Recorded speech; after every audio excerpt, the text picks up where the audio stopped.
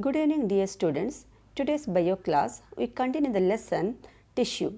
In this, we continue the topic plant tissue. Last class we studied about meristematic tissues. These meristematic tissues divide and differentiate to form the permanent tissues. So, the tissues that are completely grown and has lost the ability of division are known as permanent tissues. This process of taking up a permanent shape, size and function is called as differentiation. Differentiation leads to the development of various types of permanent tissues. They are simple permanent tissue and complex permanent tissues. We divide this simple permanent tissue into three types. First one is parenchyma, second one is collenchyma, third one is sclerenchyma. And in complex permanent tissue, these are transporting tissues, xylem and phloem.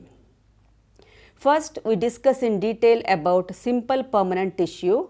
Those are parenchyma, collenchyma and sclerenchyma. Okay. First one is parenchyma. It consists of relatively unspecialized cells with thin cell walls. These are living cells, usually loosely arranged. So, large spaces in between the cells, that is, intercellular spaces are found in these tissues. Generally, these parenchyma stores food also. Okay. Based on this, we divided it into two types. They are chlorenchyma and arenchyma.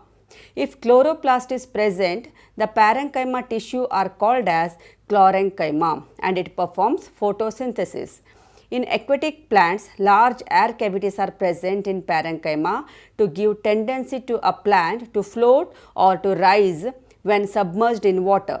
This is called as buoyancy to the plants. Such type of parenchyma is called as arenchyma. Okay. Next is about collenchyma. These tissues gives flexibility to plants. Here, cells are elongated or polygonal and irregular thickened at the corners. There is very little intercellular space. This is living mechanical tissue. It occurs in leaf stalks below the epidermis. It allows bending of various parts of plants like tendrils, stems, branches, climbers without breaking. This way, these tissues gives mechanical support to the plant. Okay. Next is about sclerenchyma. It is the tissue which makes the plant hard and stiff. These have dead cells with thick cell walls, evenly thickened at the corners. This thickening is due to the organic substance called as lignin. This will help to bind the cells together. So, it is a dead mechanical tissue. We find this sclerenchyma in stems, around vascular bundles, in the veins of the leaves and in the hard coverings of seeds and nuts.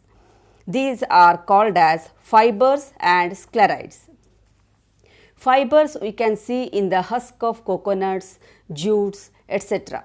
Sclerites can be seen in coverings of seeds and fruits, bananas, stem coverings, etc. These sclerites are also called as stone cells or grit cells.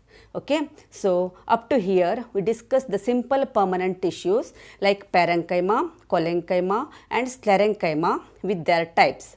Next class we study about complex permanent tissues. Okay. Stay home, stay safe. Thank you.